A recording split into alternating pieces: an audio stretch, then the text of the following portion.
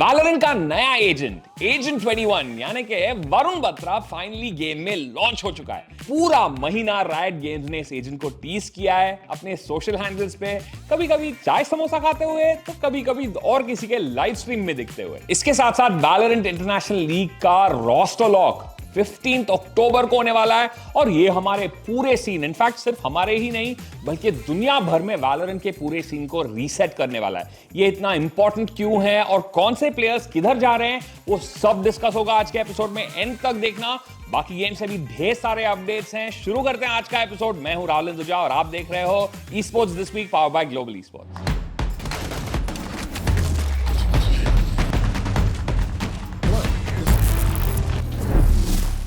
यार मैं तो सोच रहा था इंडिया को ग्लोबल स्टेज पे ले जाएंगे, इधर तो इंडियन एजेंट ही आ गया। भाई रायट गेम्स आप तो तोपो बॉस। इस एजेंट को लेके रायट ने काफी बड़ा कैंपेन क्रिएट किया है और काफी हाइप भी क्रिएट किया है। शॉर्ट में आप सबको बता देता हूं, here's everything you need to know about agent 21। ये एजेंट एक इंडियन ऑरिजिन का है, if it wasn't obvious already. पहले ही टीजर में रायट गेम्स ने एस्टैब्लिश कर दिया कि ये बैठे बैठे गेटवे ऑफ इंडिया को देख रहे थे, बिल्कुल चाय समोसा खाते हुए। यार इस एक टीज से पूरी इंडियन कम्युनिटी एक्टिवेट हो गई। थोड़े दिनों बाद जब रायट गेम्स ने अपने ट्विटर पे जल्द ही मिलते हैं का ट्वीट डाला है, we knew at that point कि दिस इज वरुण बत्रा। सबसे लेटेस्ट ट्वीट से यह भी पता चल गया कि एस्ट्रा और किलजॉय दोनों बैठे बैठे इंडिया पे स्कैन मार रहे थे।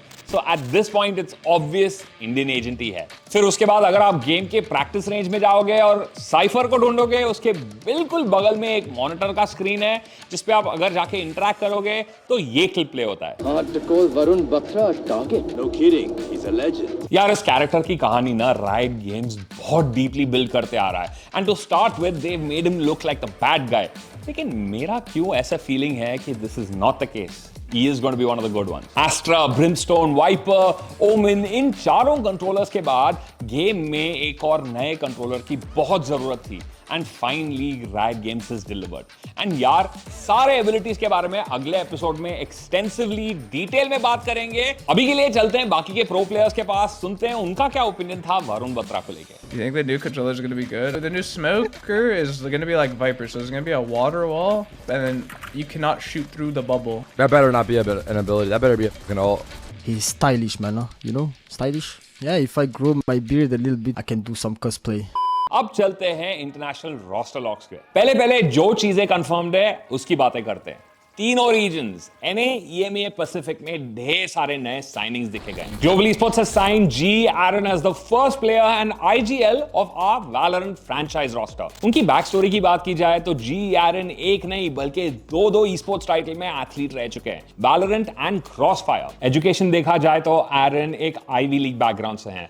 बैचलर ऑफ आर्ट्स करने के बाद उन्होंने master of science and economics किया, एंड 2012 में उनकी ई-स्पोर्ट्स जर्नी का पहला माइलस्टोन हिट हुआ जब उन्होंने टीम कनाडा और नॉर्थ अमेरिका को रिप्रेजेंट किया ऑफिशियली। भाई सोचो 16 साल की उम्र में ये लड़का अपने देश, अपने रीजन को रिप्रेजेंट कर चुका है। वैलोरेंट में एरन की जर्नी एको 8 से शुरू हुई और उसके बाद उन्होंने नॉर्थ अमेरिकन ऑर्गेनाइजेशन एक्सेट ज्वाइन किया एज दे मेन IGL। सबसे रीसेंट अचीवमेंट्स को देखा जाए तो VCT स्टेज 2 चैलेंजर्स को जीतने के बाद VCT स्टेज 2 के मास्टर्स में अपीयरेंस भी हुआ। यार एरन की अनाउंसमेंट तो हो गई, लेकिन बाकी के प्लेयर्स की पेंडिंग है। इनफैक्ट बहुत सारे सरप्राइज हैं वैलोरेंट फ्रैंचाइज से रिलेटेड, यहां तक कि हमारे मर्च के बारे में भी। ये सारे डिटेल्स आएंगे GE के नए वैलोरेंट इंस्टाग्राम पेज पे, लिंक डिस्क्रिप्शन में है, फॉलो जरूर कर लेना। Now it's time to talk about Rostermania. देखो इसे रोस्टरमेनिया क्यों बुला रहे हैं, क्योंकि रायट ने 30 ऑर्ग्स तो चुन लिए पार्टनर टीम्स के लिए, लेकिन प्लेयर्स, सपोर्ट स्टाफ, कोच सबको चुनने की रिस्पॉन्सिबिलिटी इन ऑर्ग्स को दे दिया। And now all these orgs are scrambling to get the best players possible in their team for this league. Roster lock 15 अक्टूबर को है, यानी कि सिर्फ 2 दिन बचे हैं रोस्टर लॉक्स के लिए।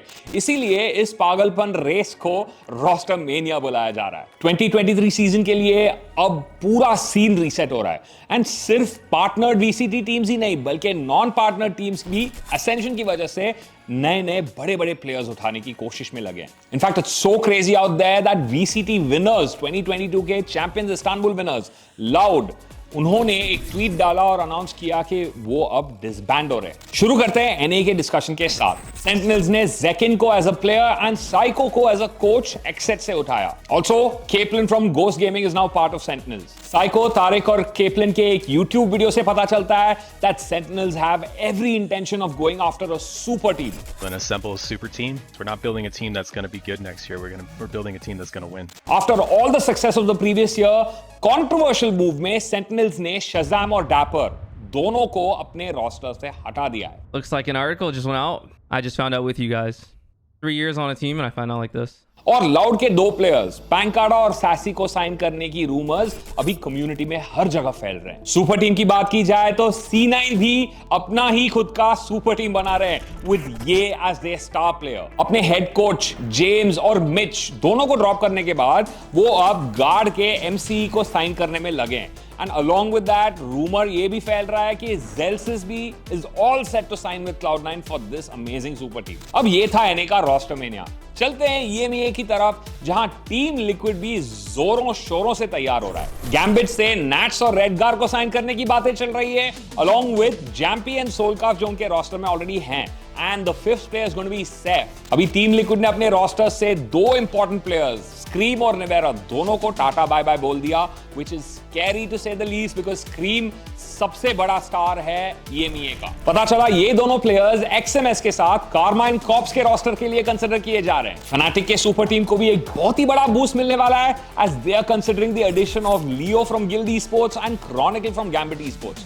अभी as it stands, the current Fnatic roster looks a little like this: Boaster, Durka, Alphayer, Leo and Chronicle with Mini as the head coach. Theory में तो बहुत कड़क रोस्टर लग रहा है बॉस, प्रैक्टिकल तो अभी ब्राजील में ही दिखेगा। पॉपुलर यू ऑग नावी को भी वैलोरेंट में घुसने का चांस मिल रहा है, where they've been offered a franchise slot and वो भी बहुत ही सही प्लेयर्स को अप्रोच कर रहे हैं। असेंट के सीनेट के साथ साथ FPX का पूरा रोस्टर साइन करने की बातें चल रहे हैं, लीविंग असाइड आर्डिस ऑफ कोर्स। कोई और रोग के बीच भी एक पार्टनरशिप जमने की बात चल रही है, where they are going to be set to sign 5 new very amazing players from the scene. Coldamentor, Barbar, Star Exo and Shade of Spanish superstar Mixwell ये रोस्टर नहीं ज्वाइन करने वाले हैं। इनफैक्ट उनकी बात चल रही है हेरेटिक्स के साथ। ये तो सब बातें हो गई EMEA की। अब आते हैं पैसिफिक लीग पे। सबसे इंपॉर्टेंट T1 को लेके काफी खबरें हैं। साया प्लेयर अब वापस T1 ज्वाइन कर चुके हैं। कोरियन ऑफ गेंजी भी एक्टिवेट हो गई है, वो साइन करने वाले हैं नॉर्थ एप्शन के मेन स्टार्स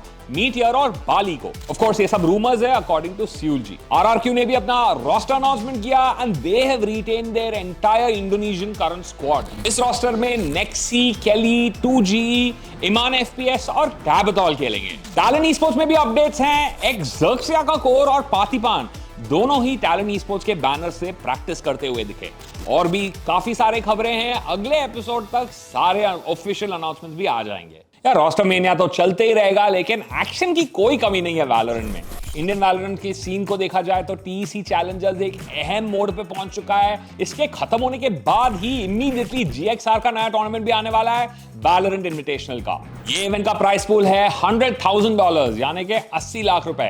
और ये इवेंट तो लाइव भी जा चुका है ऑलरेडी। 11 अक्टूबर को शुरू हुआ और इसके फाइनल्स हैदराबाद में होने वाले हैं 19 नवंबर से। I can't believe after so long we are gonna finally get to see a LAN. मैं तो बहुत एक्साइटेड हूं बॉस। एंड ऑफ कोर्स जी भी पार्टिसिपेट करेगा इस इवेंट में, so don't miss out on any of the action. बाकी के सारे अपडेट्स के लिए आने वाले एपिसोड जरूर देखना। अब चलते हैं स्पीरो भाई के पास BGMI की बातें करने। BGMI का क्या फ्यूचर है, BGMI कब वापस आएगा, ये सवाल तो हमसे आए दिन आजकल बहुत लोग पूछते रहते हैं।